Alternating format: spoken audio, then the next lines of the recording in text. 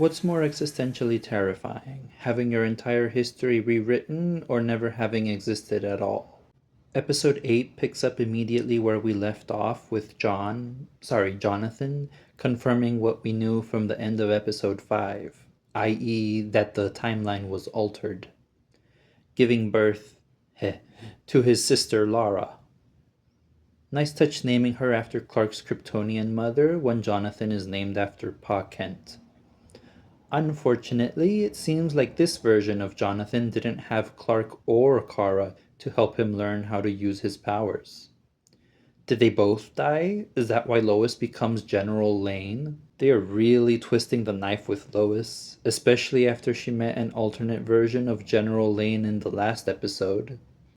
I get why Jonathan is so much angrier this time around. He didn't have Kara to help him see the good in the world despite their terrible circumstances. He didn't even have Clark, apparently. And Lois was so warped by grief and fighting a guerrilla war against an army of eradicators that she turned into her father. Canonically, the second worst parent in the show. The first is Brainiac, obviously. Which is why future Lois makes the decision that the only way to win against future despot Lex is by sending her teenage children back in time to murder him. A decision that present Lois rightfully takes issue with. Lex going bald not because of anything Superman did, but because he thought cutting out a piece of his brain and grafting it into a Kryptonian clone was a good idea, is the best take on his character I've ever seen.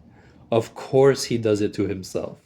Everything about Lex's one-sided beef with Superman is self-inflicted. Also, I'm 1000% sure Lex's egotistical brain is why the Eradicator comes out evil. You are not convincing me otherwise. The way Lara and Jonathan react to the Eradicator really sells how terrifying they are, even before we see this prototype version dog walk all of them. I'm sorry, it's true. Oh, that is not human strength. It makes sense Kara is the only one who's a match for Eradicator. She has actual training and experience using her powers in combat. While Jonathan and Lara are basically self-taught. And they're still teenagers. I like how Kara speaks to Jonathan when he starts losing heart. They've all tried using the gentle approach with him all episode, and it hasn't worked.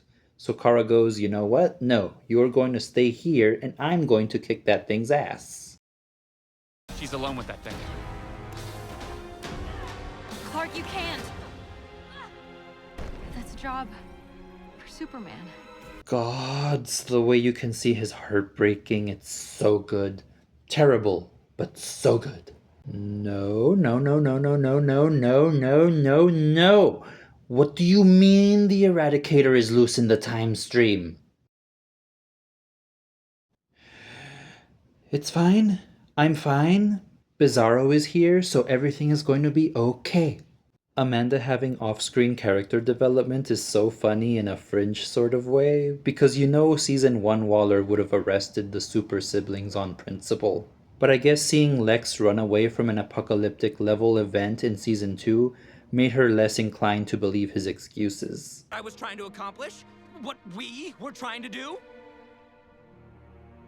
I tried to tell you, Alex. Damn. When Slade cuts, he cuts deep.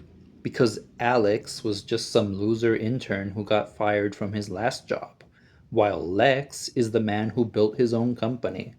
Slade repeatedly told him not to get in over his head, and Lex ignored him, because Lex thought he was the smartest person in the room.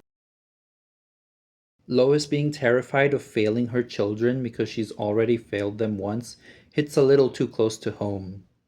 All season, Lois has been afraid of the future, and instead of telling her that her fears are unfounded, the universe presents her with her most devastating failure. Not because Lois is inherently a terrible person or even a terrible parent, but because we all have to constantly choose to do better.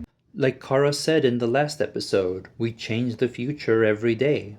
Bizarro! I was wondering how Clark would get to the Fortress of Solitude without "Get your filthy robot fingers off my boy!" I knew it, I fucking knew it. I knew Brainiac would be back. He never stays dead, the mother...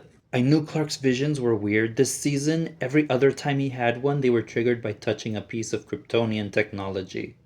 But this season, they happen whenever he's feeling stressed about not being Superman. And it's because the robots are screwing with him. Hell, his last vision literally had Vision Superman lean into Clark's insecurities so he'd go to the fortress.